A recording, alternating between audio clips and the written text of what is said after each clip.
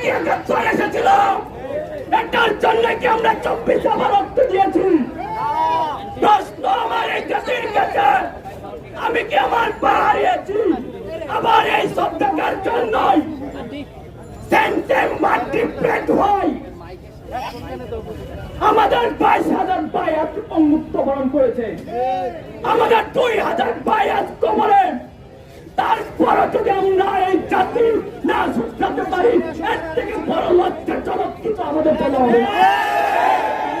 আমি হুঁশিয়ার করে দিতে চাই, আপনারা যে দলেরই হন না কেন, হাসিনা হইতে যায়েন না, হাসিনা হইতে দিব না।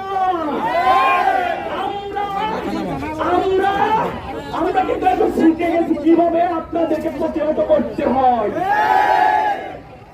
আর যদি কিন্তু আবার কোন রাজনৈতিক দলের আবার এই ধরনের হত্যাকাণ্ড দেখি, তাহলে আবার আরেক চুলাই নেমে আসবে।